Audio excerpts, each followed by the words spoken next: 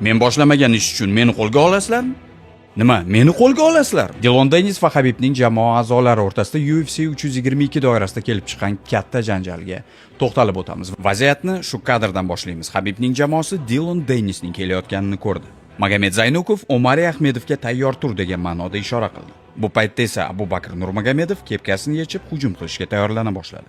U kepkasini uzatishi bilanoq janjal boshlanib ketdi. Dilon Deynis jamoaning boshqa a'zolari tomonidan kaltaklanayotgan bir paytda Abu Bakr Nurmagomedov unga tashlanib qoladi. Agar xavfsizlik xodimlari o'z vaqtida mana bu stolni ushlab qolishmaganda, kimgadir jiddiyroq jarohat yetishi mumkin edi. Bu kadrda esa Magomed Chanko Zaynukov Dilonga chap qo'li bilan 2 marta aniq zarba yo'llaydi. Aynan Chanko yo'llagan zarbalarning yuqori rakursdan olingan kadrlar. Eng qizig'i bu paytda Dilonning tagida qolib ketgan Abu Bakr Nurmagomedov ham unga zarbalar yo'llayotgan edi. Va vaziyatga Omari Ahmedov aralashadi. U Dilonni o'ziga tortadi va boshining orqa qismiga molotok uslubida zarba beradi. Eng qizig'i bu paytda Abu Bakr Nurmagomedov Dilonning tagida qolib ketgan va unga zarbalar yo'llayotgan edi. Keyinchalik politsiya xodimlari Abu Bakrni chetga tortib olishadi. Va Abu Bakrni tinchlantirish uchun uning yoniga Dana Whitening eng yaqin insoni, uning o'ng qo'li Hunter Campbell keladi. Hunter Abu Bakrni shaxsan o'zi ushlab turganini ko'rishingiz mumkin. Bu yerda esa Dilon Deynisning oq kurtkadagi do'sti Habib jamoasining kurash bo'yicha murabbiyi Esadulla Emiragayevga qarata bir nimalar deydi. Emiragayev esa eshitgan gaplardan keyin bu yigitni itarib yuboradi. Omari Ahmedov ham unga jim qarab turgani yo'q. U kafti bilan yigitning boshi aralashib qulog'iga uradi. U yigitni eslab qoling, u hali yana kadrda paydo bo'ladi.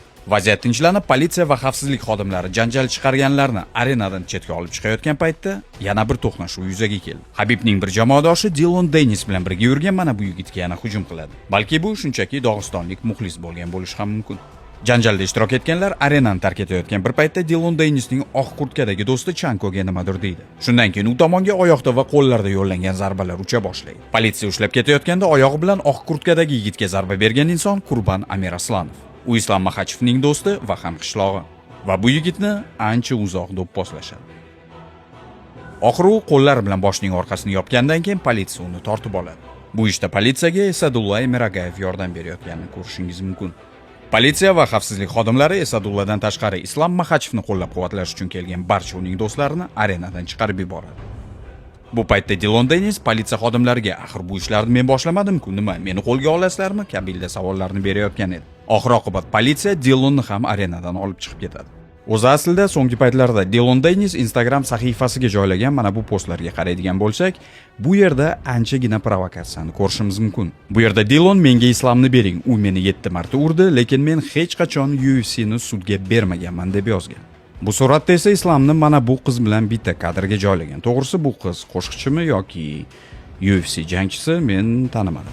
Keyingisida esa to'g'ridan-to'g'ri islomni haqorat qilgan. O'z qarindoshimga uylan va 2-3 avlodni unut degan ma'noda islomning o'sha hazil gapiga mana shu rasm bilan javob bergan. Albatta biz hozir siz bilan ko'rgan barcha post messajlar bu so'nggi oylarda yuzaga kelgan kichik sabablar. Asosiysi esa UFC 229 Habib va Conor jangida aynan esingizda bor. Habib o'sha jangdan keyin o'ziga chorlayotgan Dilonga qarata kapasini otgan, keyinchalik uning ustiga sakragan va u yerda ham juda katta janjal bo'lgan edi. Islom, jangdan oldin sening jamoang va Dilon Deynis o'rtasida katta janjal bo'ldi. Dana White Dilon Deynisni arenaga taklif qilgan uning xatosi bo'lgani va sening jamoadoshlaringga yaqin joyga o'tirganda nafsda ekanligini aytdi.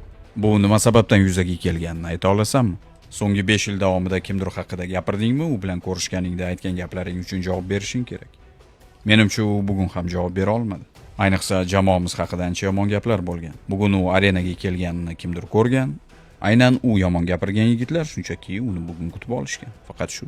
Janko shunchaki yaxshi zarbalar yo'llaydi.